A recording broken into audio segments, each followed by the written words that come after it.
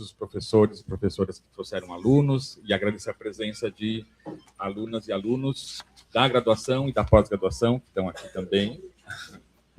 É uma honra e uma alegria a gente poder contar com o professor Jim aqui como uma aula magna da FAFICLA. É a primeira vez que a gente faz uma atividade desse porte. Em geral, os cursos fazem as suas atividades ou a própria universidade, mas existe um empenho da instituição na aproximação com a China. Maybe you need a... Oh, yeah. Vocês podem trazer para ele um...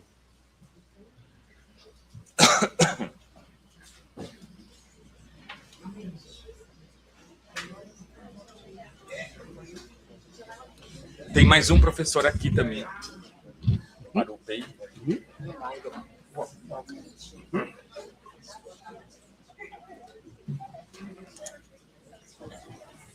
Você traz mais um para o outro professor?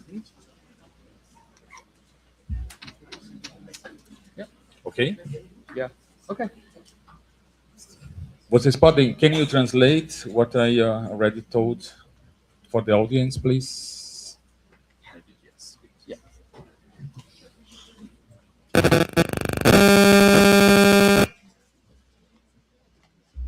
Eu quero também agradecer a quem está acompanhando fora da PUC e agradecer o professor Claudir, que ganhou uma cachaça graças a esse empenho que ele teve em poder produzir essa transmissão, que eu vou entregar posteriormente, tá bom?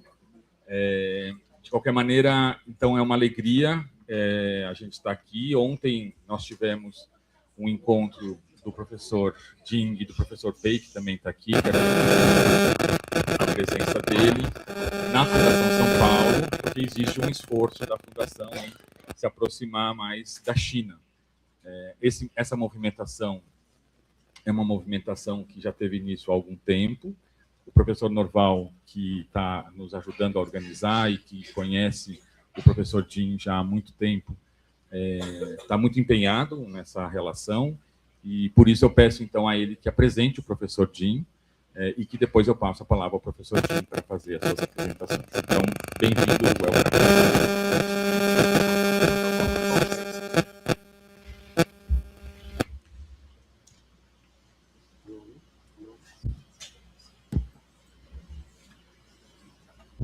Não está ligando.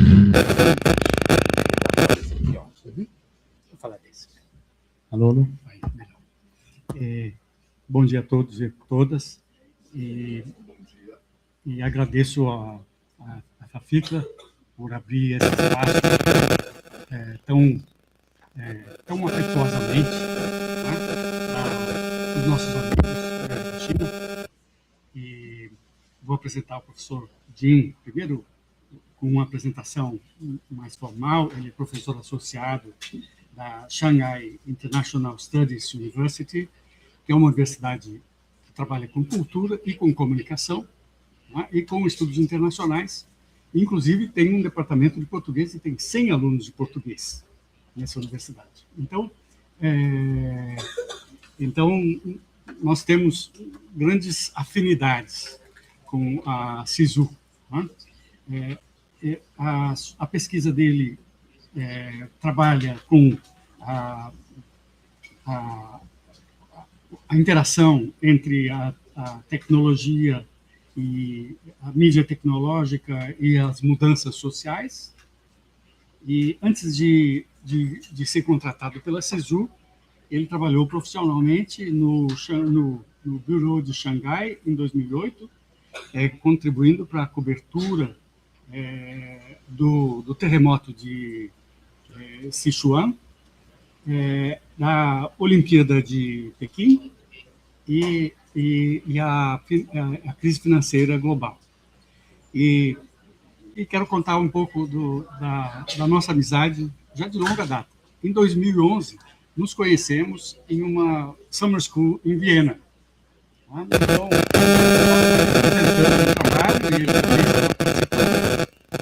e lá, como sempre, mencionei Flusser. Ele ouviu falar de Flusser pela primeira vez. Levou o nome desse pensador brasileiro para o orientador de doutorado dele, e o orientador se interessou muito por Flusser e hoje se transformou numa referência na China que estuda Flusser. Então, só para contar um pouco do lado pessoal. E quando, 2 anos atrás, o professor vienense que nos apresentou, né, recebeu o meu livro, passou para o Jim, e o Jim começou a ler o meu livro também, O Pensamento Setado, né, e voltamos a nos encontrar. E nos encontramos em Berlim 2 vezes no ano passado, e nesses encontros, então, ficou acertado que a gente deveria se visitar. E aqui estamos com a honra dessa grande visita do professor Jin e do professor Pei. O professor Pei é chefe do do Bureau de Internacionalização da Universidade de Sisu. Né? Portanto, uma pessoa muito importante. Né? Eu agradeço ao professor Pei também que esteja aqui conosco. Né? Então, passo a palavra para o professor Jin. Yeah, thank you. I do this or not? Okay. No problem. Okay. I will sit there so I can No problem. hear you better. Yeah, okay, no problem.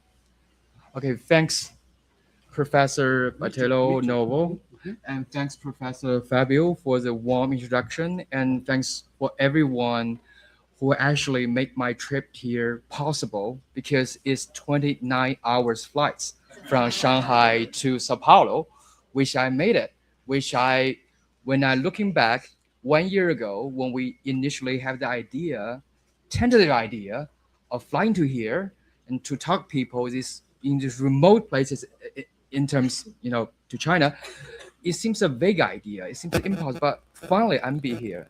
So thanks everyone at the departments and also other at the foundation to make today so possible. So thanks very much.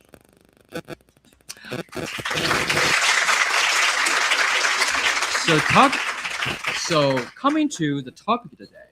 So when we planning what we can talk about for my lecture, Professor Novo said about how we talk about something in general, about the media landscape in China. Well, the topic is easy and hard at the same time, because it's naturally for a Chinese scholar come around this far away to Brazil.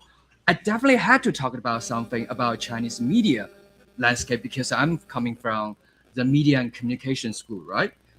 But at the same time, it's really hard for me to do that, because I'm so in the China for a long time. I really do this kinds of self-reflection of China's media landscape. So I think this is opportunity for me, for myself, to reflect it on the Chinese media itself. Even though my main research interest is in new media technology theories and a bunch of other more specific focus, I really sort of dealing with topic this huge about the media landscape, is huge topic. So today I try to go through this big topic with you, and for myself, it's a journey to reflect on what happened in the past 40 or 50 years in China in terms of media transformation. So the topic is straightforward today. It's a media landscape in China, a very brief history till now. I try to make it simple. So when I'm preparing this, I gave a lecture last September on the platformization of China. It's also about the media in China. That's my first lecture in book through internet, through the online meeting, because I was still in Berlin and I give lectures through the online. And I try to build my today's lecture along this line, the platform in China. But when I talk about that, it's the last lecture. It's more specific. It's only focusing on one period. So because today I'm being here, I got more time, I got more space. So I want to expand the timeline of the media history or the media development in China into a longer durée to share with you the media transformation in China. So the first question coming here is how to conceptualize media in China. How do we conceptualize media? So we are a media department. It's naturally that when we talk about media, we talk about pictures, we talk about videos, we talk about texts. Okay, that's our normal understanding or our general understanding of what is media is. But when I'm thinking about this, yesterday I was in a football museum in Sao Paulo. So of course it's a must-go places for Chinese because everybody admire Pele, Ronaldo, these kinds of stars. When I was a teenager, and so that's the heroes, right? Of course. So definitely got to have a pilgrim worshiping this museum. And I thought about it's just a football museum, just like the one I saw in Barcelona.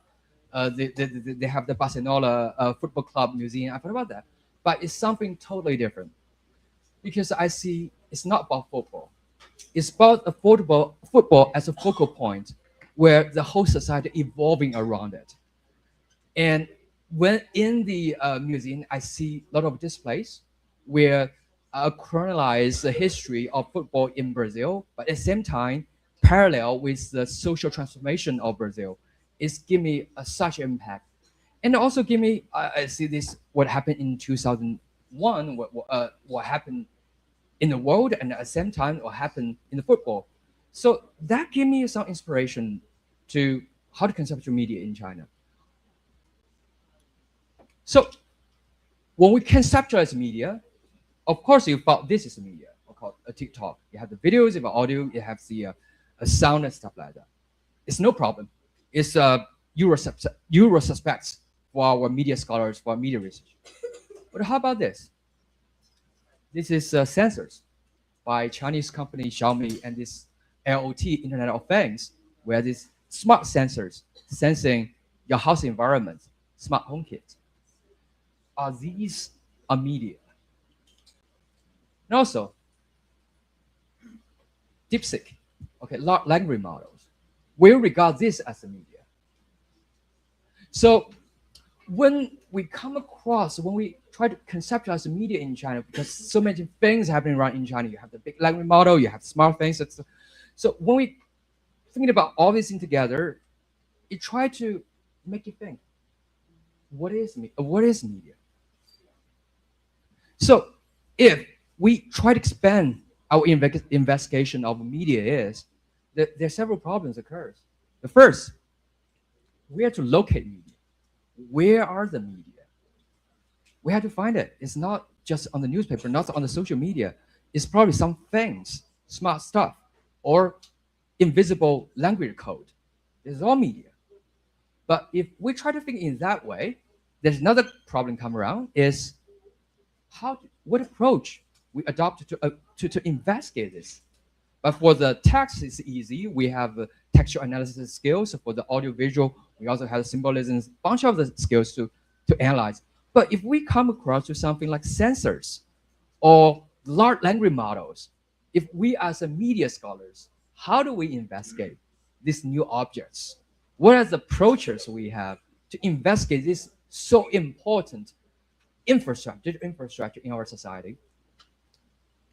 And third one, if we conceptualize media than our traditional thinking, what are our disciplines' relationship with the society? We know that journalism is in danger. Everybody seems can do journalism without journalism degrees. But what are our sort of special expertise? And how our role as media practitioner relationship with larger society. So it's also challenging our existing relationship with the society. So this problem curve requires we adopt a new approach to investigate media environments or media landscape in China. So I borrow here from my advisor, Professor Wang Dan, and he actually based his concepts of the mediology based on the concept from French philosophy, Regis Debray, and the mediology. And he Professor Huang Dan wrote it here, how to adjust to the new situation of media studies. It says from media studies to mediology. It says it's not simply the change research, to change research objects from content effect to media, but to change the theoretical point of departure. Research should begin from media as constitutive condition of human existence, perceptions, and communication and social order. Humans and media are mutually embedded. Humans are mediated, while media is humanized in practice. So I try to lay out this kind of heavy theoretical backgrounding. I try to figure out a new way to look at the media landscape in China, apart from our traditional narrative from the European way or from the American way. We try to figure out a new way to investigate the media landscape in China. So based on this, so today when I introduce the Chinese media landscape, I try to do it in three levels. The first, just research, just talk about the media as technical artifacts, what technical features has, what kinds of affordance it has. And second level is about the media, how this media mediating the social relations. I mean, how the social relations have been changed when the new media been introduced. On the third level, and how this new media constructing conditions for human existence, how the contours or the discourse of society has been changed by the introduction of this new media.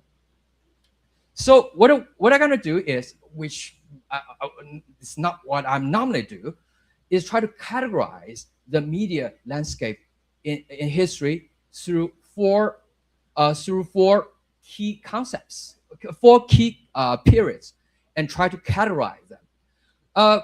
For the period, I try to limit the period from 1990s to now.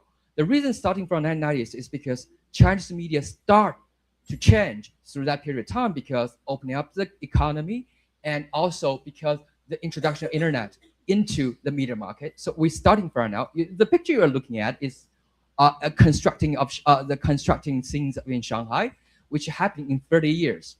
Is a bond area. 3 years ago, there's nothing there, and there's 3 years now. And actually, in the football museum, I see a same picture of that we took in the 1998 about Shanghai, which we're going to come back to the picture because it's a picture took in 1998. It's related to what I'm talking about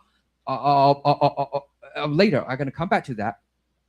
So that's the period we're going to investigate is from 90s to now, because it's a transitional period. It's a period where China joined the world. It's crucial age, where the media undergo the most dramatic change. So the four period I'm trying to categorize. I have to say that, and normally I don't do this kind of categorization because it's so simplified, but to make it understandable of this condensed history, so I had to resort to these kinds of conceptualizations. And I had to note it that these four periods, it can overlapping. It's not one after another. It can parallel each other sometimes. So these four periods are digitalization, socialization, platformization, and agentization. So these are four periods I'm going to use to go through the history of Chinese media landscape.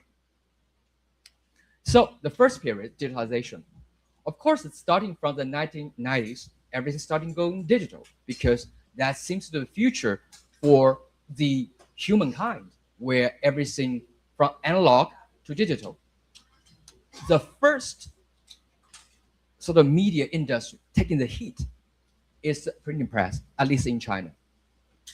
That's the most sort of a pioneering area that's been conducted or entering the digital age.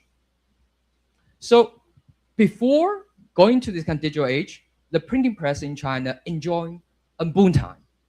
In the 1990s, as I mentioned about, the China joined the mark system, and there's a lot of money coming around in China, and there's expanding of the cities, so there are ample opportunities.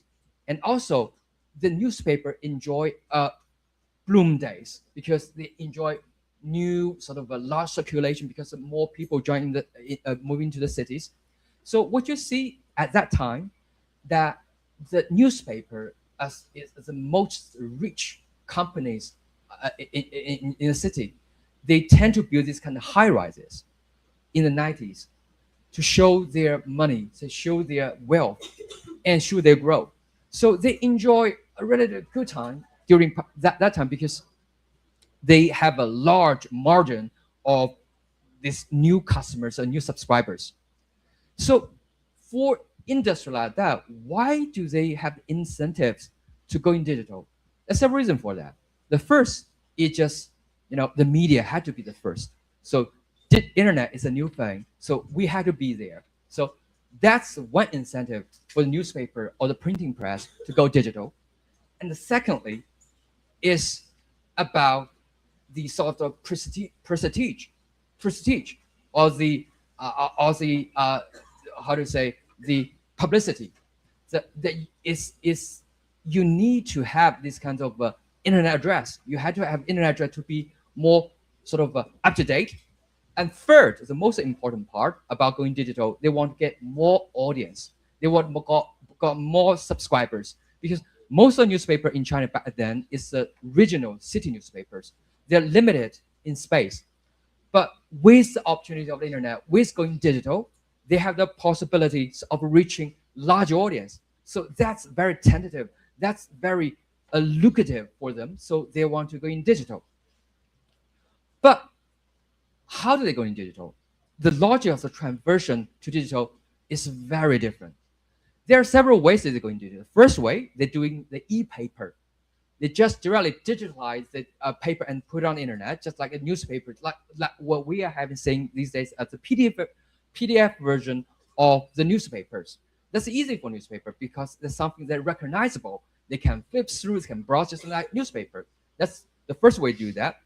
The second way they do that is they cooperate with the kinds of news portals. They're providing their news content to these news portals. And they make a big mistake at that period of time is they provide their contents for free to the news outlets. But when we comparing the different cases happening around the world, at least in the United States, and most of the newspaper have their payment system, have the paywall. They do not give their content to a Yahoo News or later Google News or what other news website. They do not give them for free. But in China, when the printing press going digital, when they're giving the access to the news portal, they give all the information free because they don't like as I mentioned about these printing companies is pretty rich. They don't care about these kinds of small money, these kind of copyrights from the news websites. So they give out of the money, they give out the content for free, and creating a model of perception, or you can say stereotype in China that news is for free. So for years, the newspaper in China failed to build their paywall because at the beginning, everything is for free. So that's their logic of transition. So that's the first case. The printing press, they're going to digital. And what kinds of pitfall they had left for the next 20 years. Next case is when going digital, it's e-commerce. E-commerce here, which means just online shopping, things together, the things that you know right now. But the e-commerce starting from the 1998, just the picture I saw in the football club about Shanghai, that's starting from the financial crisis. Back in the year 1997, 1998, the Asian financial crisis caused a big trouble for China, especially for those companies who are doing exporting to the globe market. Because at that time, the financial market broke down, many agencies, export agencies broke, and these factories in China cannot find buyers because the agencies is bankrupt. They cannot find agencies to help them to selling stuff. So this man, the Jack Ma, set up this company called Alibaba, which is the biggest in China, and also it's the biggest these days. Is the Taobao and AliExpress and a bunch of these online shopping, and it's belonged to this guy. And he figured out something that why not we put out something like eBay, but not for the regular customer, but for these factories. They can list their information on the websites, and the customer, the buyers around the world can get information in contact with them. So That's what Chinese e-commerce started. It's not starting from something like eBay where people, trading stuff. It's more for the business angle, for the factory to selling stuff to other parts of the world. So it's starting from the export, and then it's gradually moving to the retail industry where people buying things like the eBay things. Another important thing that Jack Ma built with the Alibaba is the Alipay. So when the e-coms come into China, there are two problems here. The first about the payment. Back in the year 1990s, the credit card is so foreign to China. China have the highest saving rates around the world, and they don't have the customer of borrowing and spend. They tend to saving and spend. So there's no credit card system. So it's a problem when you do online shopping. It's no credit card. So I still remember when I buy my first Eric Clapton CD through the eBay's Chinese website, I had to go to the post office.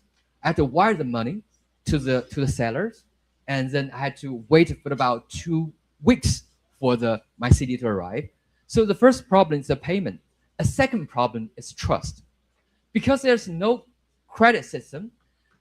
It's not like the PayPal. The PayPal is people say the PayPal is innovation. Of course, PayPal is innovation, but PayPal still has the backing of the U.S. credit system. The credit system are helping the PayPal to do the stuff. But for China, there's no such credit system there, and there's no records. Nobody can be held accountable.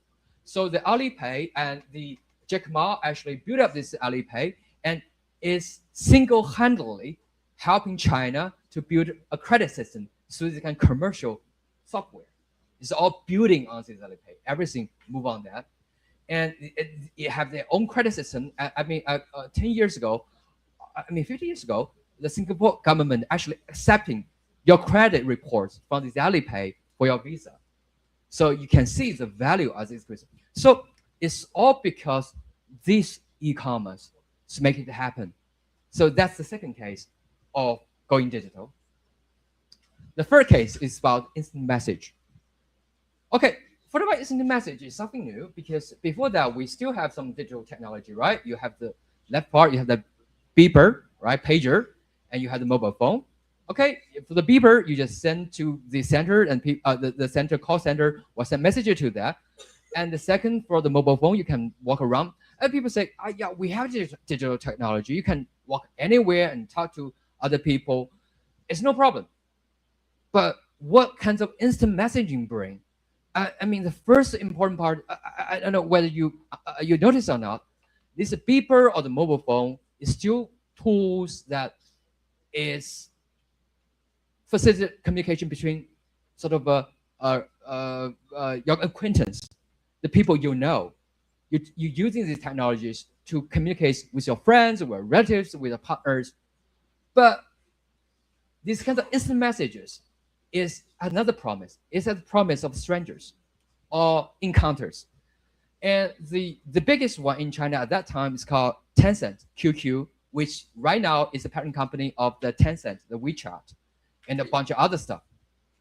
So the QQ is actually a Chinese version of the ICQ. It's Israeli company where they have initial protocols where enable these kinds of instant message. So why is this so encounters of strangers?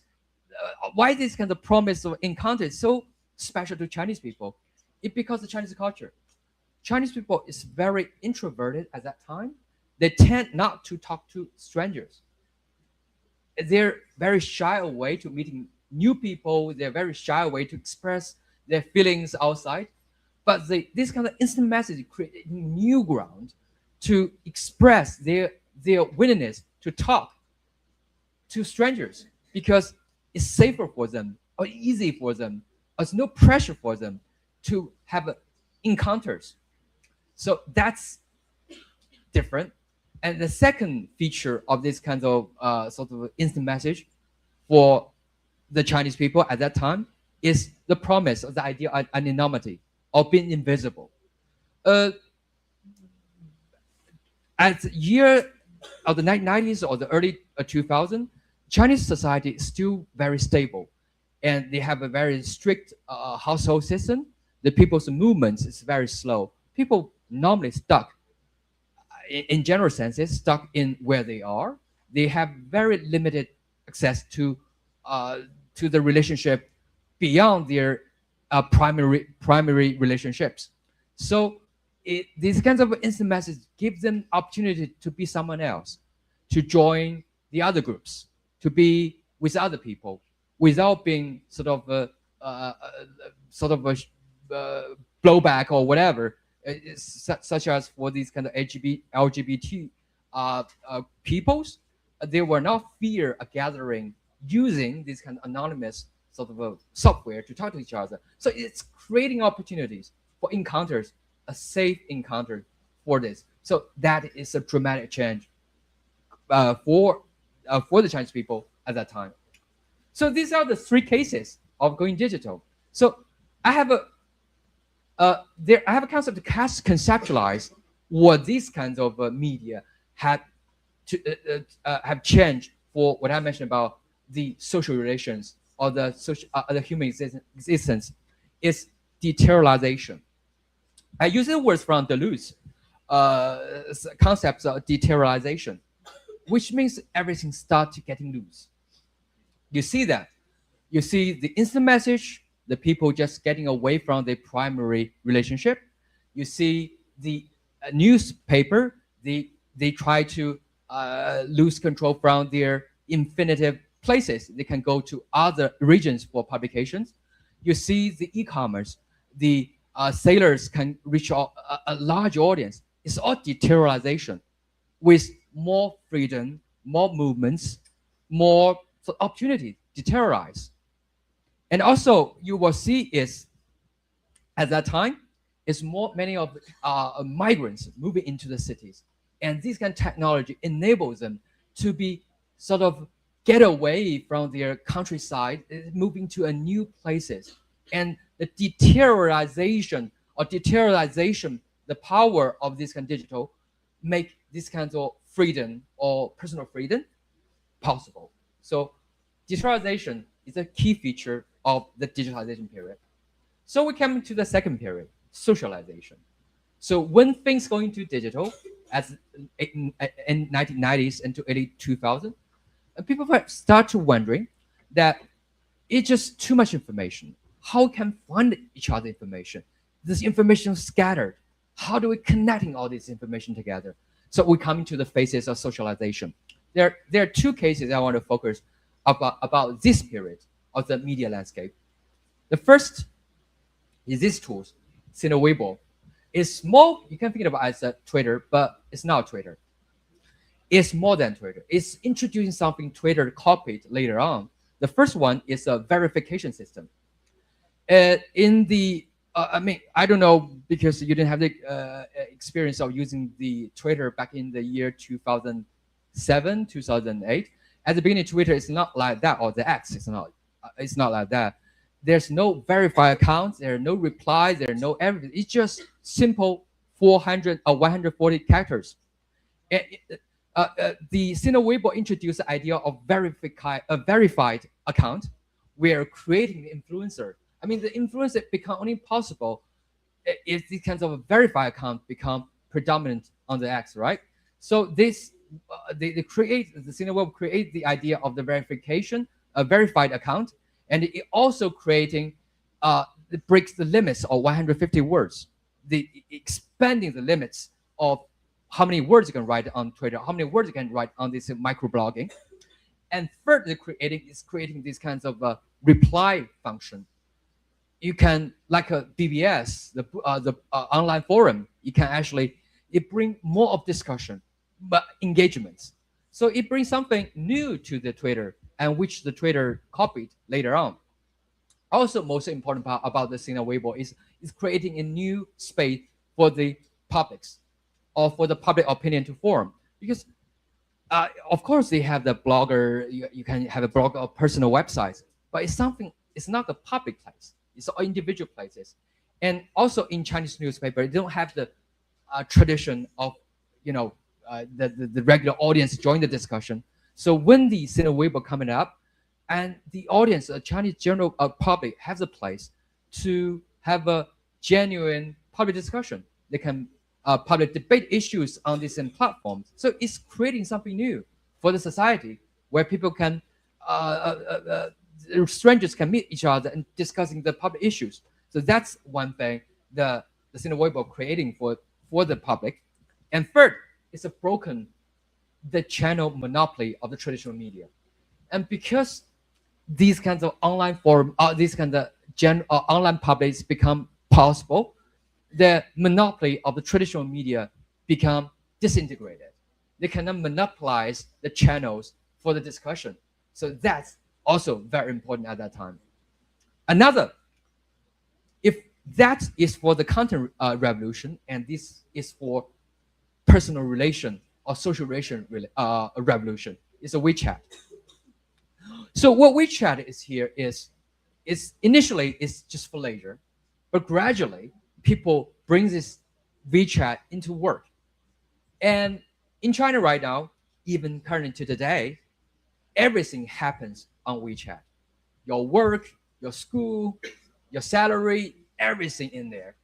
So that creating problems, of course, you had to be 24 hours online.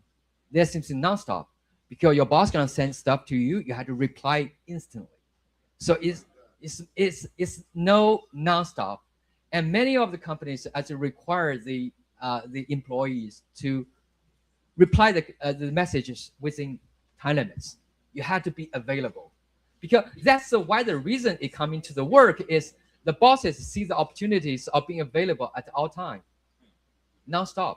So that's revolutionize or radicalize the Chinese lifestyle because nothing stops. Nothing stops. We will come to that when we talk about the food delivery industry and their change. So that's and another thing make these important tools is a real life relationship based software where you have all your social relationships inside these apps. You have your relatives, you have your bosses, you have clients. They all can see you in there. So it literally brings all your social relationship in this one app, in this one places. And even more, the government's pouring in the resources into this app. And these days, government services also offered in these services. So that's why when I come into here, I did not dare to bring my original phone to here because everything is on that app. It got stolen, I'm just screwed because of my social security, my passport access, my application, my school stuff, everything there. So you cannot lose that. So it becomes everything app, everything there.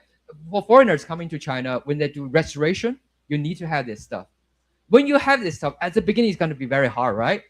Applying for a Chinese software and a bunch of stuff. But once you have it, you just have the one QR code. You can do everything with one QR code with a WeChat because everything is on WeChat. So it's creating this kind of something dramatic, gigantic apps called Everything app, which Elon Musk want to copy with the new renovate vision of X. And Elon Musk said last year that he want X to change to something like the WeChat, where you can do trading, you can do social discussion, you can do your accounting, you can do everything on this. That's what Elon Musk said he want to do with X. So that's the WeChat, which bring totally reorganizing the Chinese way of life. So for this period, I have another concept to categorize that. It's called embedding. The first embedding the logic of O to O, online to offline, is kind of in this period. It tried to combining the online with the offline. Everything to embed into each other. It's not something like anonymous. You're going online, nobody know you. You can be whatever you want. They want to drag you back into reality. So in China at that period of time, they adopt the system, a real name system, which means every phone number had to be registered to your ID numbers. And every social account had to associate with a real name ID. It's way difficult these days to have a social account that not associated with a real ID card. So that's also embedding. Try to embed your online avatar with a real ID fingerprints. And then just as about reorganize the society. And the online society had to be embedded with the offline society. And these two societies, previously, that's in parallel. That's in two different universes. But in this period, this embedding that to collide into one single entity where you cannot discern the differences between online and offline. That's the key feature of this period. And third period, when these kinds of companies getting more power, getting more data, is naturally coming to this period of platformization. And the first case is the TikTok mania. But before we had talked about the origin of the TikTok mania. We talked about the TikTok parent company, the ByteDance. Their first successful product is in China. It's called Toutiao, the headlines, where they're using algorithm to help distribute information. And the Toutiao come to the news market very late. At the beginning, they copycat the BuzzFeed in the United States. But the BuzzFeed has a problem because the BuzzFeed has a problem of the copyrights. And news organizations tend not to cooperate with them because you will divert the audiences. You want to attract audience to other places. So they don't want to cooperate with this kind of BuzzFeed. But as I mentioned about before, the Chinese press industry make a big mistake at the beginning of the digitalization period. They're giving out them stuff for free. So the cost of gathering these kinds of contents is relatively cheap. And these printing press, these kinds of news organizations just want the platform's help for them to distribute information. So that's why the headline, the Toutiao, have more resources than BuzzFeed. So they have more data, they can play around the data, they can do loads of experiments, and also they get loads of information from the user data, because Chinese people actually didn't have that kind of highly sensitive about the personal privacy data things. So they normally don't care. They normally don't read the fine print of the user agreements. So they just want whatever, just for free. You can take whatever you want and just give me stuff for free. So it got a lot of data. It got a lot of user data. They do a lot of experiments. So they're really good to tuning their algorithm to find the perfect fit for the users. So several years into their business, they become very successful. They buy a company called Musical.ly in the North America, which they turn into TikTok. And they use the algorithm they trained based on their data in this Toutiao in the news, and try to push it into the TikTok and make it a global success. So that's the parent company, the large algorithm-based distribution of information.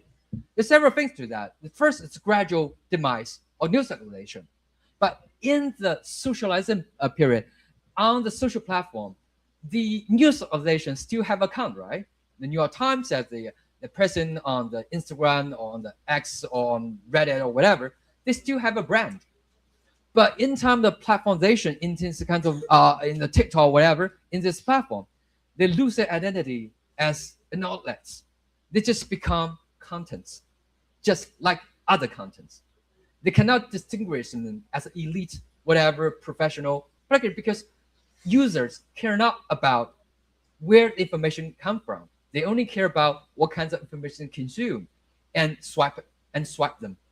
So they make no differences of your sort of institutional entities or sort of professionalism. It's all disappeared with algorithm. So that's the gradual decline of the traditional news media organization. And the content productions idea of content practice also changed. We previously think it's a professional stuff, but these days everybody can do that. Everybody is equal to other people. Your production gonna have the same importance as 10 years old. I mean, as a New York Times production. So it's all on your timeline. Make no differences. So it's dramatically changed the idea what is content production is, what's the value of that, and what means to be a content producer. And third, it's gonna be concentration power. You see the TikTok, you beat that, you Meta, you see the platforms. So it's only the concentration of the powers. So another case is if that is about the content, about the news media, and the second one is about what changed about the Chinese society, dramatically changed about society. It's about food delivery. I don't know what's a food delivery here. I see a lot of the bike in here, but from what I stayed in Berlin for the last year for a visiting scholar, and I'm not so used to the life in Germany, because what my morning ritual is when I wake up, I just put up my phone, I order my breakfast, and my breakfast from supermarket, and food delivery gonna deliver my foods and bread and milk and bunch of stuff in 10 minutes at my doorsteps. When I do my washing face and then sit on the table, everything's gonna be ready. I just pick up my thing. But in Germany, when I wake up and there's nothing, I had to go to the supermarket, and the supermarket closed on Sundays. So it's so different about the food delivery, and it's very controversial actually in China about the food delivery, which I'm gonna elaborate on. And for the food delivery, it's a career for millions. And first, it's a low threshold, and people can get into the business fairly easily. And another, after the pandemic, there's pressure on the job market. So many people lost job, and food delivery services is large industry that can absorb these kinds of jobless people, and many people join this kind of this food delivery industry. What makes the Chinese food delivery system so special is the specially used algorithm-based route planning. Is this something, it's something that the platform company like the ByteDance, they're all using the algorithm. What that do is the system gonna automatically help the food deliver to plan their route to be more efficient to sending to their food delivery. The system gonna calculate what kind of spot you're gonna go to, how many time you spend, and the system gonna monitoring how many time you spend on the road, how many time spent waiting, how many time for the delivery, and everything gonna be minimized or gonna be narrowed down to minutes. That's make my 10 minutes delivery possible, because it's all being planned by algorithm. Algorithm checking, tracking all these kinds of food delivery for the courier, tracking it. So it's make super efficient. Everything is automatically assigned by algorithm. But the problem with that is only big companies owning this kind of algorithm, because it's such a complete set of algorithms. So it's only oligarchy is monopoly in this only 3 companies in China who can doing this kind of food delivery, the platform companies. And the problem coming from that is the labor issues, digital labor issue, because I enjoy 10 minutes sort of a delivery, which means somebody had to do that in 10 minutes. It creating a lot of pressures, workloads, a lot of accidents, and heavy workload for these food delivers, and their large media exposure of these kinds of for this deliverer who have been trapped into algorithm.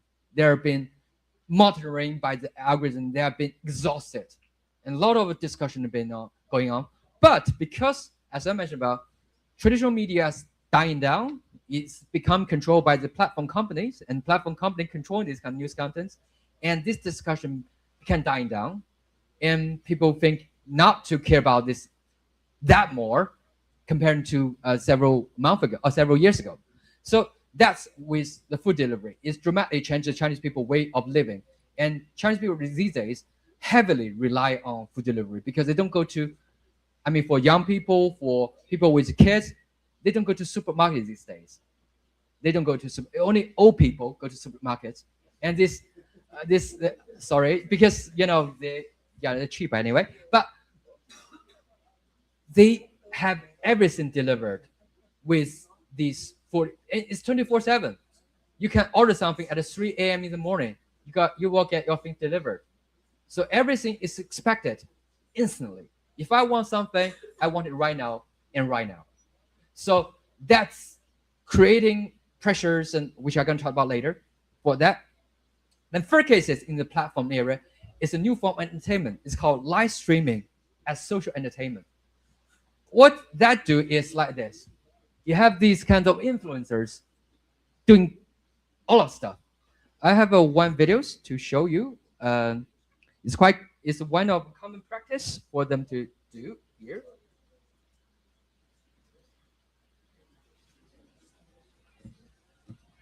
This is live streaming. I mean, I record it anyway. They're doing this kind of dancing or singing, whatever, like that. And you also have some people doing, talking. For lonely people, you are very lonely, right? And these people keep talking to you. You can type in things and you can react to you. It's called live streaming entertainment. So there are several features to that. It's live interactions. You can using words to talk to them. You can ask them to sing song for you. You can make faces for you. You can have live interactions for lonely people. And also you can do what? You can do how do they get money? Virtual gift. So when these people are happy, they will give the influencer virtual gift where they have to buy through the platform, giving real money by virtual gifts like rings or whatever, and send gifts, which another way of sending money. And further, these influencers have to share revenues with these platforms. And this platform normally getting 80% or even more, 70% or 80% of the money, it comes to the platform. And these influencers normally do very long time work. They do 15 hours of non-stop live streaming to keep people happy. So it's a lot of labor issue in there. And in just a couple of years, there's new form of live broadcasting come up. It's called live streaming shopping. It's like this. 10 yuan. Just tell you how much the price is. It's all products. Right now, there may be 1 million people watching these guys. And for every night, at the most, you can make about $1 million just for this one night, 4 or 5 hours. Because think about the base of it. You have 1 million people watching you. And they're easily, she keep doing this stuff for several hours. And you cannot resist yourself to buy something, right? Accidentally or not accidentally. Because she will say, I'm so tired and you had to do something, you had to contribute, you feel guilty and I had to spend something. And that's cheap. Stuff is cheap.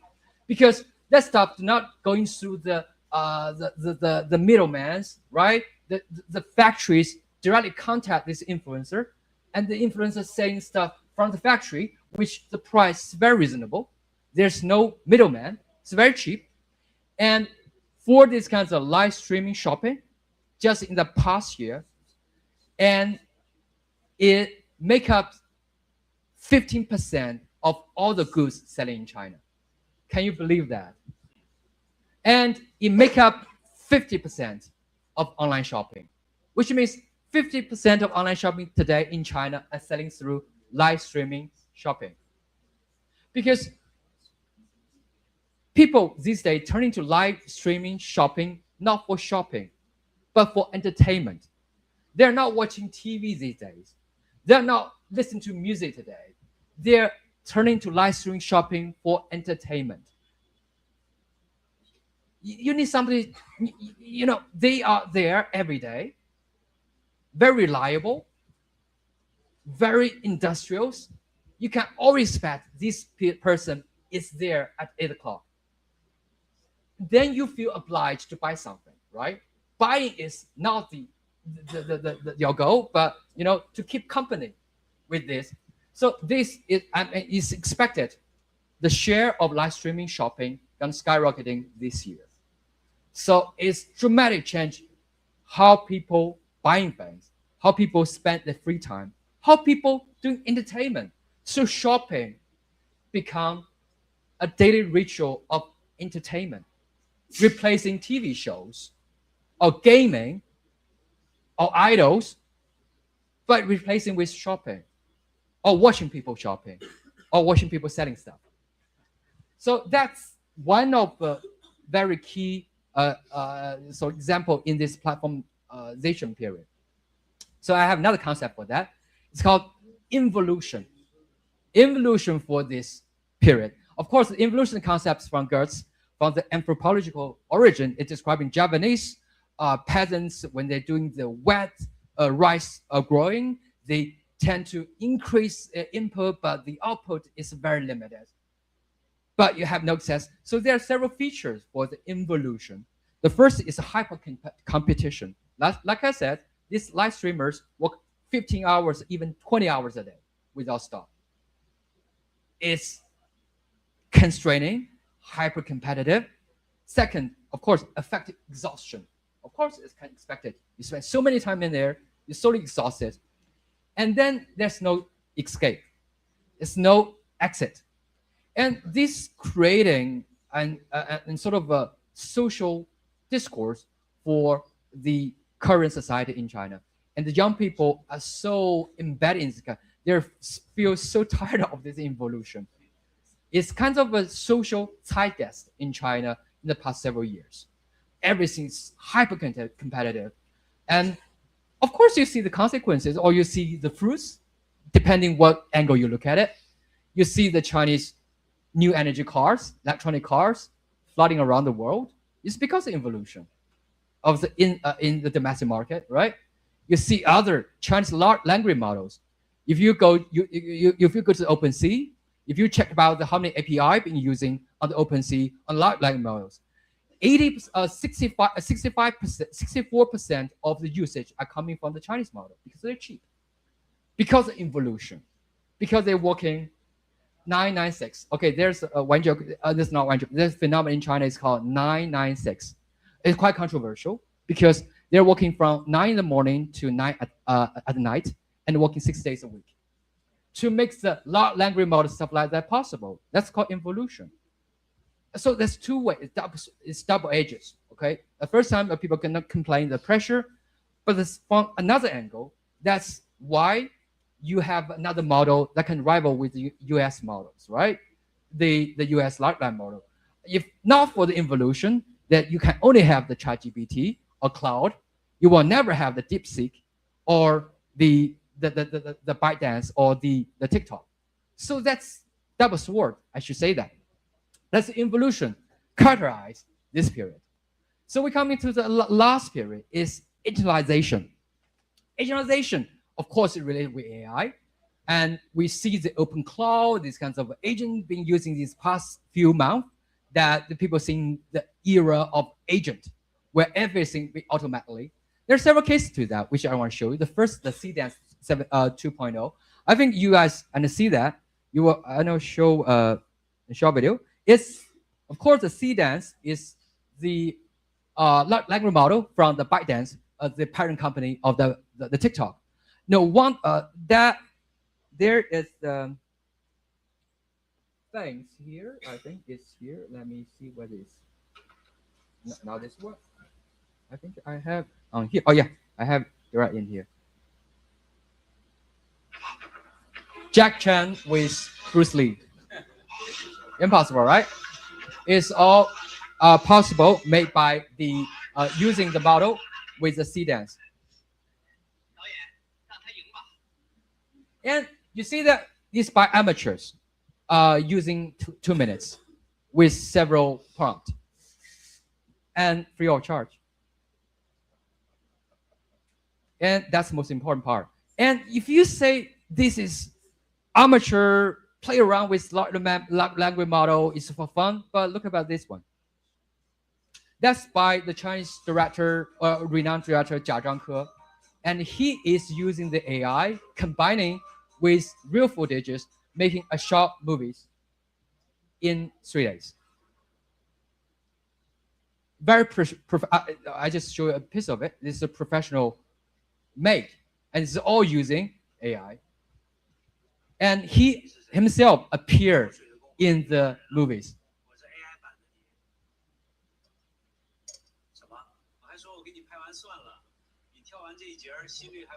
Sorry, this is I just want to show you it's a professional movie. I will send later in the link on the YouTube. They have the English subtitle with movies, which is very very controversial because these renowned directors already using that to making a short movies, and to a professional standard. So one thing I have to mention about this kind of release of the sedans is it's very curious time frame when they release that. I mean, we know in the Apple, when Apple released the new products in September, right? In China, when this kind of bit dance or the last year of the DeepSeek, when they released in Chinese New Year. The special time frame they release new products. So the next year, Chinese New Year, which is at this time, you're expecting something big. Because every New Year, starting from last year, this kind of big media company release stuff on China. This is a Chinese way of having their time frame of big product announcement. And second is the tipping point for video production. We see that from the amateur or from the professional productions is to another level because several reasons to that. First is cost. Extremely cheap to do that. And second, it's extremely easy to do that. But there's several problems to that. Of course, it's copyright issues. And for that, of course, people say that the Google, the Veo already could do that, the Gemini.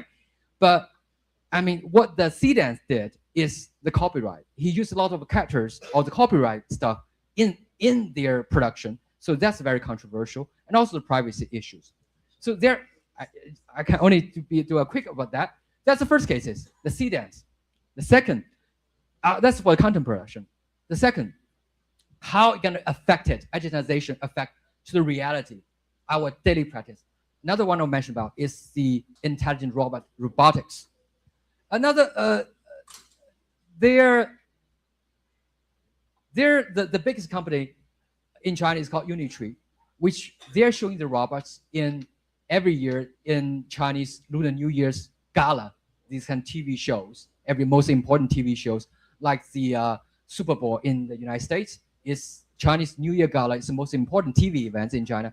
And they're showing their robots, intelligent robots, AI-enabled robots, to doing dance. Let me give you this for that, I think.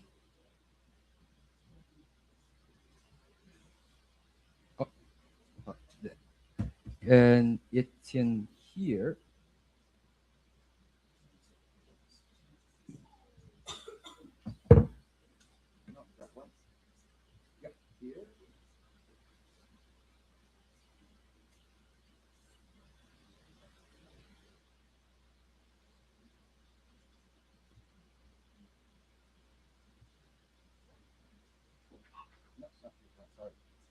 Okay, this one.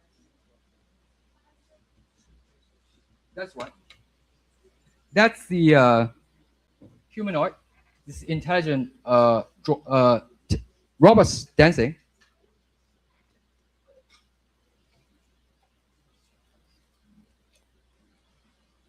Stuff like that.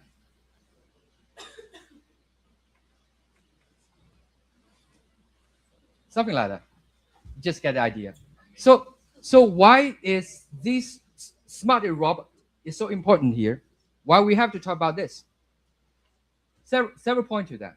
First, of course, it's the beginning. It's a social spectacle. You see, asking these robots to dancing, do this kind of kung fu, do this other bunch of crazy stuff. But what you didn't see is there a new wave of robots coming to Chinese factory and creating a new factory called a dark factory, where the factory working 24 hours without workers, without lights on, because it's all robots doing all the work. They do not need electricity, the lights. They can work in the dark. They're using sensors. So these robots are coming to the factories, doing the sort of upgrading of this factory. Well, I mean, the past decades, the Chinese become war factories, rely on the labor, cheap labor, right? Large population. But as the US have the sort of a trade disputes, they're moving the supply chain, and also because China's the resources, there are less people in China right now. So the Chinese way of dealing with the decline of the population is through robotics. they are converting their factories into robots-driven factories using these kinds of robots that I showed you before. And also a key concern for China is aging issues. There are less people in China, and China started to be the most popular country several years ago. India becomes the largest population, China becomes the second after decades. So there's shortage of people taking, especially you entering a phase of aging society, taking care of old people, doing the kinds of social course. So these kinds of robots are the future for the country that dealing with the aging population. And that's the intelligence robotic. So just to have a concept to conceptualize this period is acceleration. So the acceleration has several aspects. The first is scalability. It's quickly predominant in the market with the products. And from 0 to 1 quickly, and that's scalability. Just like the AI tools, the most popular AI tools in China right now is called Doubao. Why it's popular? Because it's the AI by the TikTok, by the ByteDance. So the ByteDance upgrade their software to incorporate this AI function into millions or thousands of millions users. So instantly, you have tens of millions of new customers using AI. So scalability is a key feature of this acceleration period. A second is fast iteration. And the models, the robots, iterate super fast. I just show you the videos of the robots can do on the stage, right? And here is, let me see whether I can put up the videos because it's still now downloaded. I'll wait it. And then, when it's ready, it's going to come up. So it's a fast iteration. And you had to keep upgrade 24 hours to keep upgrading it. And it's very different than the past platform period or the socializing period. The speed is not that fast enough, but instantly it's fast acceleration. And the last is disintegration of individuals. Because it's a fast iteration and the people or individual cannot keep up with each other. Okay. That's the robots doing the same stuff 1 year ago. So this 1 year, that's 2 years. That's 1 year ago on the same gala, robots doing this. But what you can see what the robot can do in 1 year. So what do I mean? Fast iteration, super fast.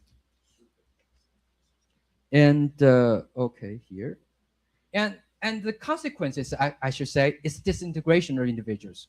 And the concepts I'm borrowing is also from Deleuze. It's called dividuals, where individual devolving into individuals, and the aspects of your individuals is important, but it's to a more extent. This is a Chinese website. It says AI needs your body.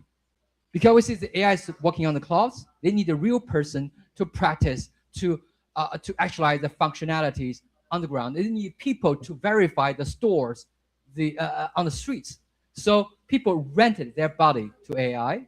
You go to the websites, you apply yourself, saying, I'm willingly submit myself to AI services, and AI will give you orders and they give you demand, not real people, but AI agent will give you demands, like go to this street to verify this stuff for me, and then we'll pay you the money.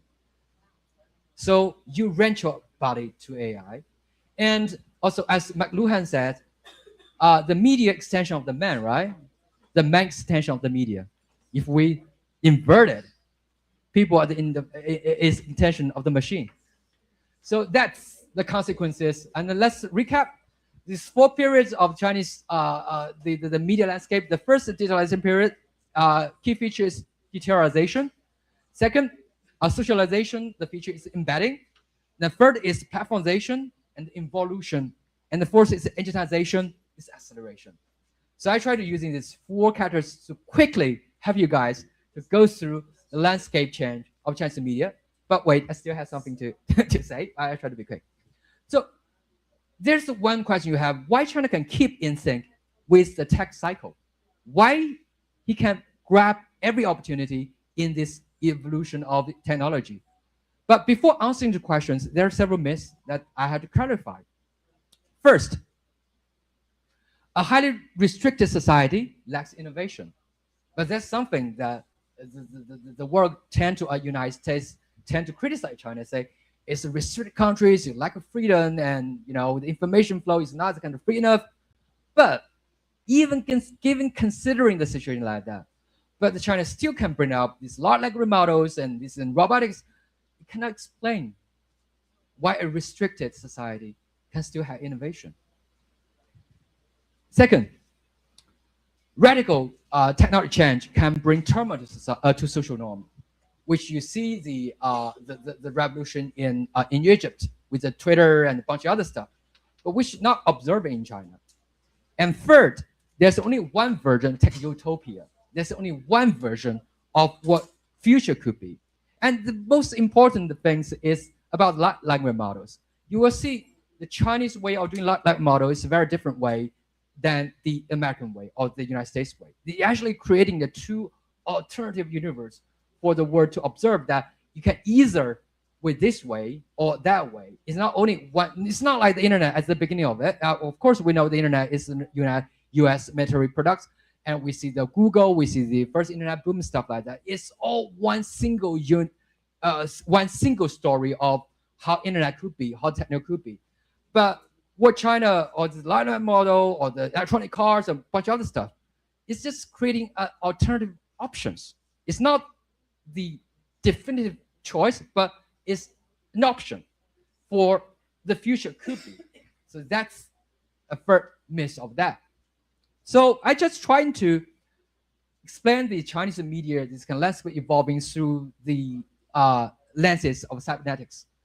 This is one thing I can, right now, I think I can partially explain what's happening in China. Of course, I will not go into the detail of the cybernetics. It's the concept back in the last century from the 50s by the Wiener and a bunch of other theorists conceptualized system theory, where the cybernetics, where you have the input, your output, a loop and stuff like that. I will not go into the detail of that, but I try to explain the Chinese media environment in this way. The Chinese media is an independent system. It has its own logic. It has its own circulation. It's an independent system. Okay, but it's an independent system. But it still have a healthy interaction with its environment. For the outside environment, another system, it has the Chinese own system, you have the United system. These two systems is not against each other. The system outside the Chinese system or the little other system are the environments of Chinese system. It's not against each other. It's not like two entities striving for power, at least from Chinese perspective. It's not trying for gaining the predominance. It's not that. It's we are China as one system and a bunch of other systems around the world. They're all our environments. It's not antagonists. It's not enemy. It's all environments. And third, about the noise. So it's a system, how it can upgrade itself. So it's the noise, importance of noise. The noise in the cases of the social, in the internet age, when the new, when large language model coming up, when the digitalization come up, this initially is disturbance, it's noise. And this noise is important because the noise will be incorporated into your system to help the system elevate it, to update. As I mentioned about here, you have to keep updating. How can you update? Where have the imperative? Where's the incentive? Where is the impetus for you to upgrade? It's because of noise. You had to deal with the noise, and noise is a healthy noise. It's essential for the system to have a noise because with the noise, you can upgrade yourself. You can make your something different. You can keep evolving.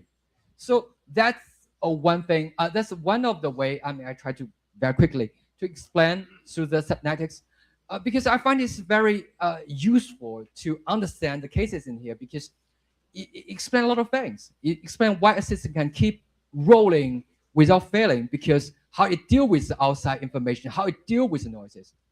So I think that's for all my talk. I've been finished, and thanks for your patience.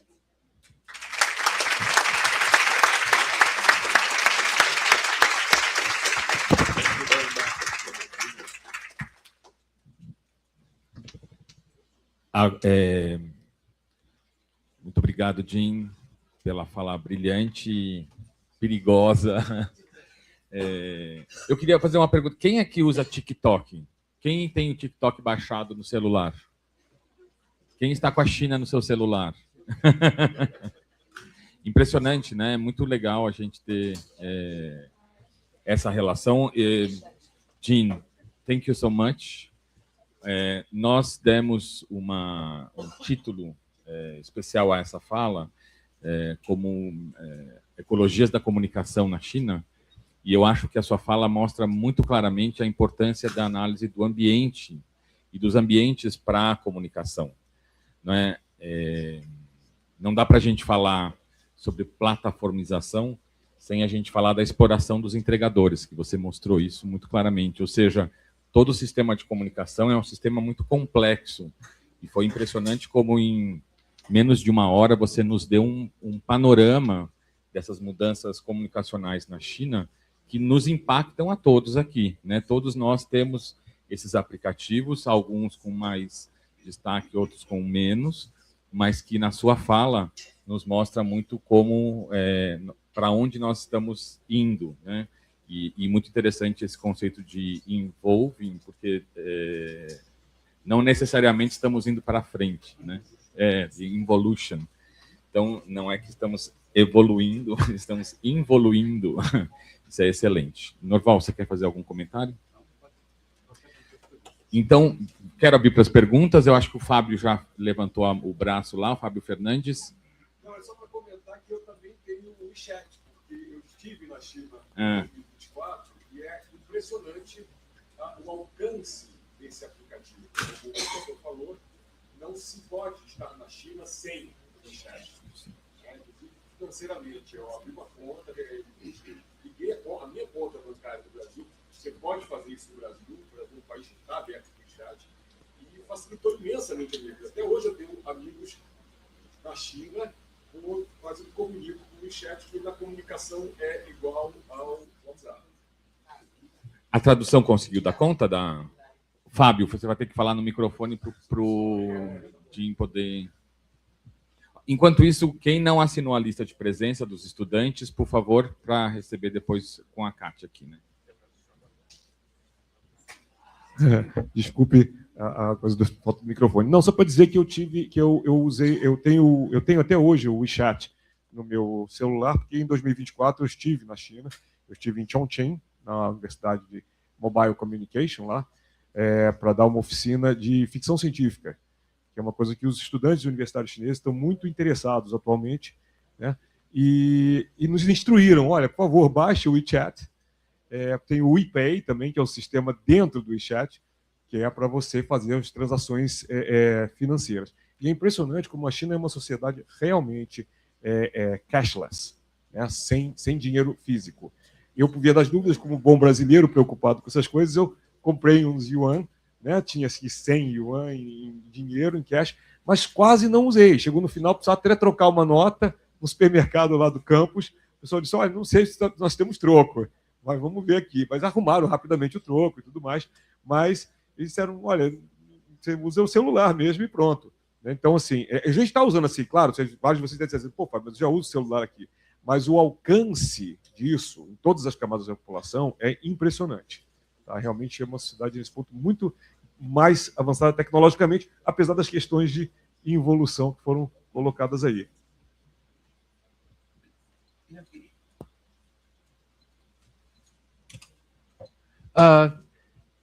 Thank you, Professor, for your example of your experiences in China using WeChat. And one thing I want to say, you mentioned about the speed of technology, and we are in Brazil. We think that we can pay everything with digitally, just like in China. So, you know, we are on the same page. I think the development of technology is not about the technology itself. It's about the relationship between peoples, between human relations. And that's the most important part. And one of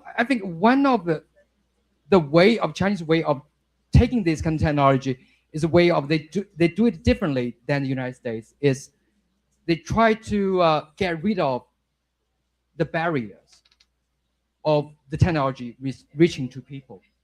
we see the big US companies try to using technology, creating profits. The profits is the way of, keep ahead. But in China, it's like take the large language model, for example.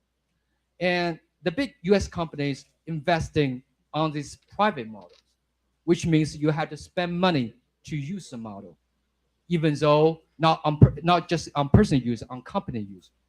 But see another way of approaching the large language model. Chinese language model company doing the sort of open source, which means they can offer this model for free. So this different, even though this different way of technology at the surface, but underneath that is ideas how people should access technology. The technology should benefit more people, not just creating a competitive edge to gain extra profits from those countries who lag behind. Because for the AI is the future, is that we know we are moving into the AI era. AI is infrastructure. If the AI is priced, every time you're using the model, you have pay for the API, you pay for the copyrights or whatever, like the large companies in the United States, like Cloud or OpenAI, or you think about using another model we can use for free. The choice is obvious for the world 90% of people, not for the 10%. Also, for 10% is okay because they're making profits from these the fees, and I mean we know the API fees of the ChatGPT is extremely high, but that will keep most countries out of the usage of AI. Even though they are not using that advanced model, they will be good enough. But if you are using a good enough model, you still have to pay under OpenAI's logic. But these kinds of the Qianwen, Qwen, or other like model on the OpenSea, with developed by Chinese the companies, they're creating, I should say, even though they're not as good, sometimes not as good as the US model, but that's good enough for people actually using this. So just responding to a professor's experience with that, I mean, 10 years ago, China's going cashless. But in Brazil, we visit, it's also cashless. I have same experience as professor in here. I just draw some cash out. I cannot use it because everywhere is, it means even though a little bit late, but we are all going to be there. We are all going to be there, cashless. We are all going to be enjoy the technology. It's the way how we get there, how we envision the technology, how we can go across the narrative of, oh, it's China, it's communist countries, there's no free press and stuff like that. It's old rhetoric. Or we are entering a new age. We had to, because the idea of this kind of free press or this kind of bunch of the things, of course it exists. It's a historical discourse, which is the consequences of the Second World War, these kinds of globalization, stuff like that. Or somebody can trace back to the First World War. It's complicated, of course. But I think it's needing a new narrative. Of course, I have to dealing with the labor issue and stuff like this, but we need a new perspective to considering the new situation. And technology is a one way for us to reconsidering the arrangements of the world orders or the media's relationship with the society at large, especially as you mentioned about on ecological levels. It's not media alone. It's so related. It's not a standalone entities. It's such related to the whole society. It's a mediating forces, mediating the social relationship, mediating the social ethics. It's mediating everything.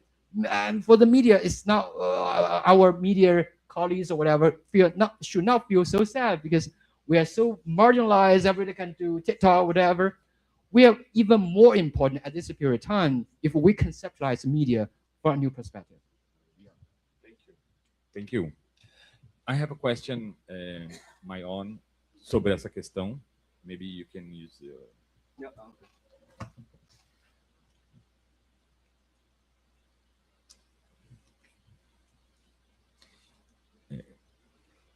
Dentro dessa situação de extrema tecnologia e de mediatização das relações, como você vê o futuro das universidades, o nosso futuro, onde esse encontro presencial e de estarmos juntos é essencial também, né? Então, de que maneira que a universidade chinesa está se preparando e está pensando esse futuro da extrema tecnologia? This is a very important problem because the AI creating a life and death problem for university, because it's creating a problem of the idea of knowledge.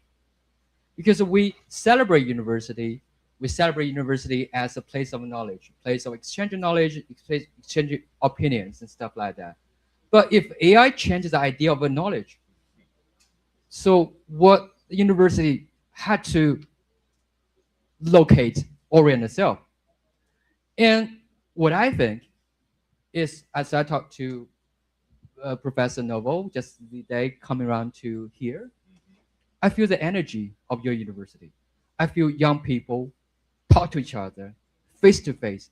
It's the energy I feel with face-to-face information, with face-to-face interaction.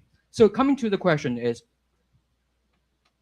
the most important part in this AI age is still the the actual body encounters in real space. Why? Because it's not about the knowledge, it's about the communication. It's about the interaction with other people. It's not about finding certainties, but because if you regard knowledge something, it's something out there. And we go to university, we just provide an approach to get the knowledge. That's our previous idea about why you go to university. You acquire the knowledge, stuff like that. It's using Deleuze's ideas, becoming. Is you come to the university, you're meeting other people, you're trying to become it. You're not sure what kind of people or what kind of future you want to be there to achieve. It's constantly changing. It's constantly becoming. And you need your other people physical presence there to talk to you, to encounter, to creating something possible.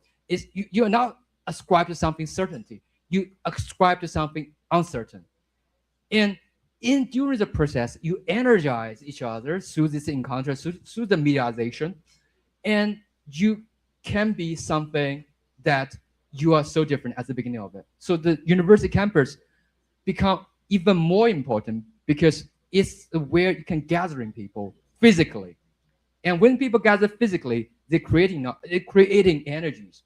The energies motivate the people to explore, and explore including talk to each other, challenge each other, and criticize each other. It's creating, as I mentioned about noises. Just like coming down to the campus, it's such noises places, full of different noises. And these noises make energetic. The noise is going to be turned into something powerful into the system, keep evolving. And it's creating the randomness. When people come around, you're creating randomness. And this randomness is something that AI cannot deal with. AI can only deal with certainties, give you sort of a prescribed format, stuff like that, and it hates random. The random will make something not efficient. So I think it's contrary to I firmly believe the university become even more important because that's last places where people can still come together, talk to each other, challenge each other, and physically, body presence. So I think that's the thing. And as you asked about whether Chinese university have any idea, I don't think they have fully prepared that. I mean, I think they're not even asking questions you are asking. So that's only my sort of reply to you. But I still feel the energy in here in your university. And I talk to my colleague. Our students is not as energized as students here. I feel the liveness, the energy. But if you come into China, you will see most of our students looking at the mobile phones during break. They're active in the mobile phone, but they are not active in real person, even they met each other. They're doing creative stuff in the live streaming shopping and creative stuff and be hyper or whatever.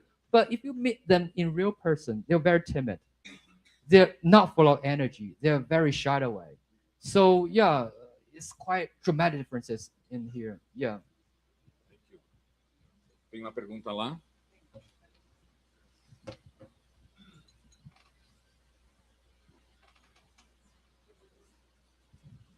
Obrigado, professor. Eu tenho duas perguntas, né, que vão acabar se encontrando no futuro, mas que eu acho que são muito importantes agora.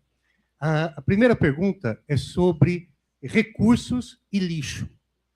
Né? Como que a China está lidando com os recursos necessários para a criação, né, e manutenção da inteligência artificial, né? Como recursos como água, como terra, como luz, como isso tudo, né? Petróleo e outros tipos de recursos finitos, né? Muitos deles, como a água, por exemplo. Né? Como é que está usando isso? Né? E a produção de lixo. Quando você pede o seu café da manhã todo dia e ele chega em 10 minutos, ele tem que vir embalado em alguma coisa. O que acontece com esse lixo todo? O lixo produzido pela indústria que está utilizando IA e o lixo produzido pela população que está fazendo. Como é que é a questão de reciclagem e outras questões. Então, estou bastante preocupado com as questões do meio ambiente, né, e da coisa. E a outra pergunta é sobre gente. Né?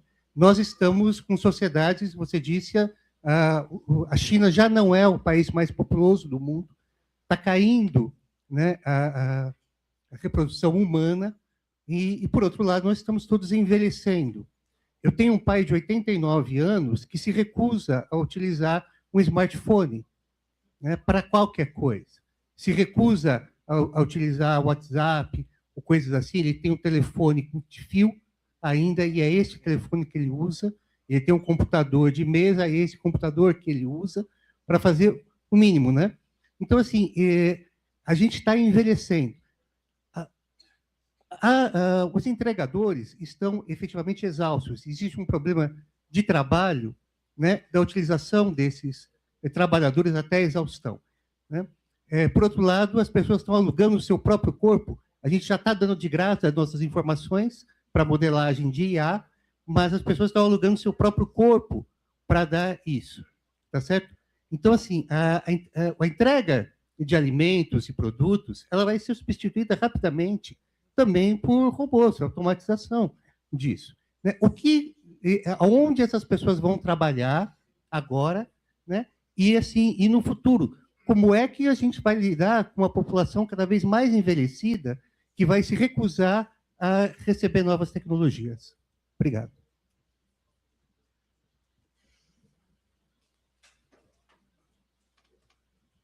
Thank you for your question. The first one about the resources, because I'm not an expert on resources, but I can only answer your question from my personal experiences. For the food delivery, the waste created huge waste, definitely. Luckily, there starting from 5 years ago, at least in Shanghai municipal government, we're starting to have the classification of garbages, recycling, and of course it's have a lot of the packagings, but when we have these kinds of sort of the food delivery, we tend to classify this waste and try to recycle it. I think the only one way to do that just through recycling, and they have government regulations on the very strict regulations on how to recycle things, and people try, taking the change because it's something new, and people are making the change. They try and learn how to classify the garbages and the bottles, the plastic, and the lethal or the wet garbage and stuff.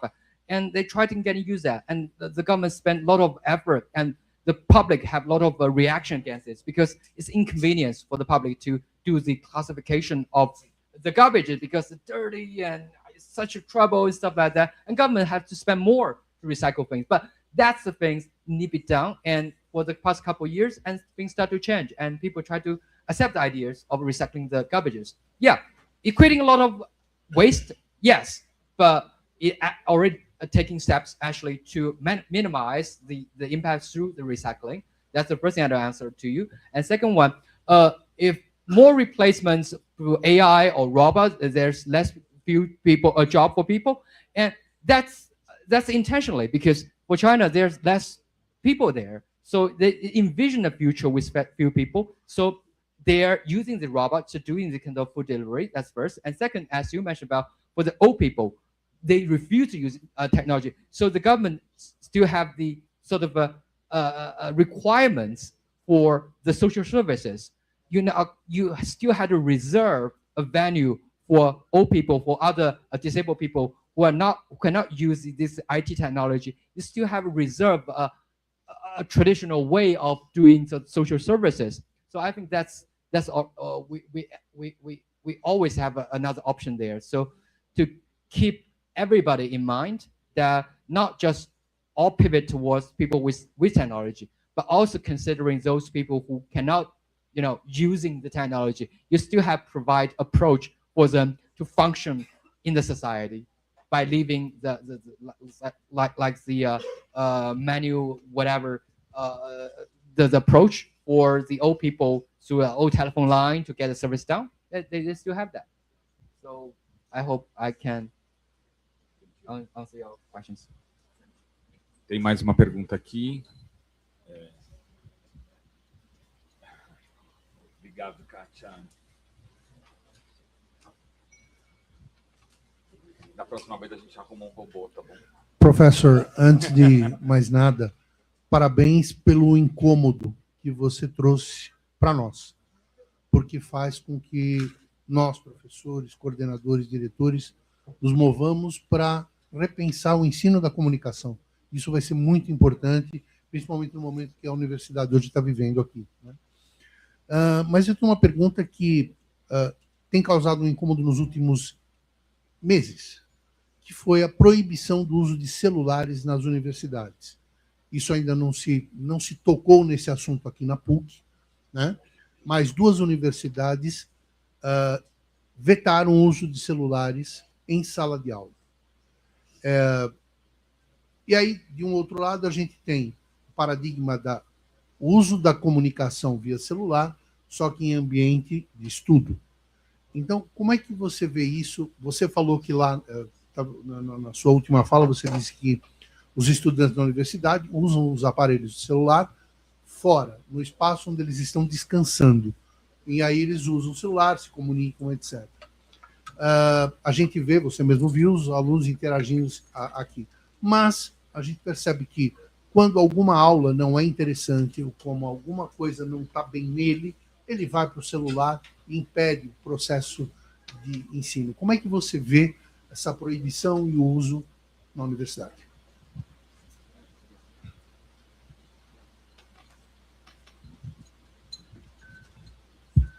Thank you for your questions. It's the same stuff. It's the same problem in, I think, everywhere. In my university also, in my class, yes. And how to deal with that? I mean, some have the option of banning phones. I mean, get a lot of reaction from the students. It's not sensible to do that, but it depends on your class. I can give you my own example. I'm teaching a course on data journalism. Of course, I allow you to use mobile phones because students have to bring the laptop with them to the classroom. Of course, they use AI, but for my class, I doing in-class test every 30 minutes. And it's very easy. If you listen to what I taught, step by step, you definitely get a full score. But you didn't listen to that, you cannot ever do that. So I don't force you to use or not to use. I only do through test. And the test, so the test is easy. If you listen to my the things, and you can easily get things done because it's apps and software stuff like that. And how do I give grades? Depending how fast you submit your results. And it's in the system. The system will have the timeline, how fast you submit the results, and the score gonna be descending until the places how fast you hand down the results. So what I do in that specific cases, I don't care about whether you're using a cell phone or using AI or whatever. I only care about the results. Keep the student. This is one way keeps them engaged. You have to figure out a way to engage them through, of course, depending on the different class. I'll give you another example. It's a theory class. Previously, the theory class was confined for me. We're reading new media theories. It's reading original text. it's very hard text. It's fine because people students using the computers to read the electronic version. But starting last year, it have problems. They're not reading the text. They're using AI to summarize it. So what's the point as to have a text reading classes if you're using AI to read it? So I'm thinking about something new this year, which I think I'm very genius about that. Kidding. I printed out all the material for free to the students out of my own pocket. Bring the material to the classroom, not computer. If you really want to do summarize, at least you write down, right? You're still thinking something. So in that class, I forbid computers. Because it's a text reading classes, right? You read a text, and people, students will have the queue saying that, oh no, we don't have the print version. We have bring a computer. Okay, I bring the hard copy to you for free. Everyone have one copy of it. You bring all the literature to the classroom with the book, with your notes, without computers, and in class we discuss the text. So it depends. It depends the classes. And it depends on class. You had to think something new. You had to think the outer box and keep students engaged, not to just blindly get rid of the electronic. I mean, AI helps them to understand hard text, helping them understand the terms, the theory background. You can use it in a good way. But the issue is in the classroom, the one-hour classroom itself is the most important. How you engage students. I think I'm okay with my classes, with my practice class and the theory. Theory class, we're going to try this year. I will give you feedback when I have my theory class practice. This is evolution, right? This is evolution, yeah. Bom, eu acho que quero agradecer demais, Jim e Pei. It was a pleasure to have you both here. E eu espero que essa parceria entre as universidades, entre a PUC e a Universidade Internacional, ela evolua para a gente ter mais encontros presenciais, porque a gente viu que é muito importante a gente estar juntos. Muito obrigado. Quiser dar uma última palavra, por favor. Thank Professor Novo, Professor Fabio, and thank all the professors present today. I'm very thrilled that you guys are here, and we have very open, candid dialogue. And it's getting started. I mean, it just opened a little bit crack on our understanding, whatever. I'm just kidding. But it's just getting started. Everything's just started moving. I think we have a lot more issue to deal with, much more specific, more controversial, more thought-provoking, more, I don't know, whatever. So it just gets started. So I'm really looking forward for more discussion this afternoon in professor's classes with my colleague, Professor Zhao Pei, and he will join the seminar. And also, I probably come back this year, sometime this year, because this year marks the anniversary between China and Brazil. I just know that. And there's a lot of cultural events gonna happen between the two countries this year. I will seize the opportunity and trying to come back this year.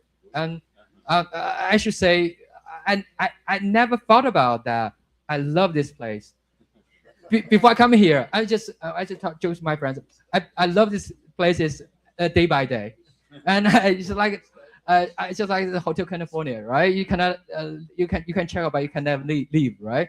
So yeah, I definitely gonna come back. I definitely gonna bring more people here.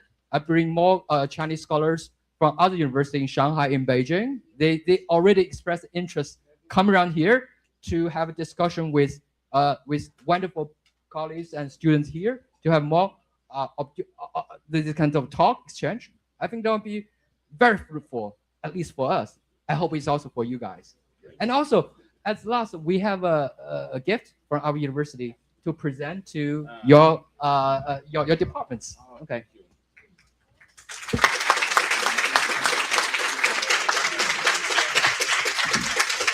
That's the special campus plaque with our logo. I mean, our library. This is the main building of a library. So.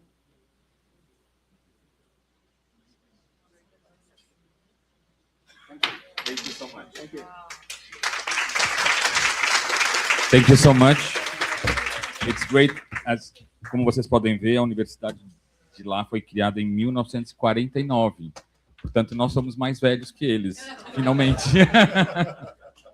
Mais pouquinho. And also we have some gifts. We have bring our school souvenir to here, and we just put it here, and you can collect it when it's over.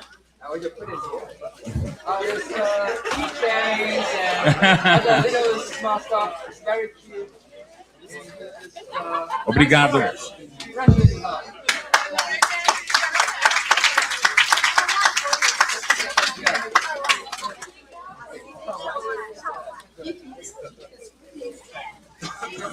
And also,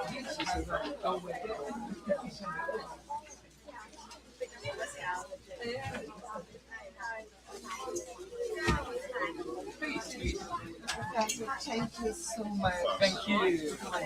Great. Legal, né? Sim.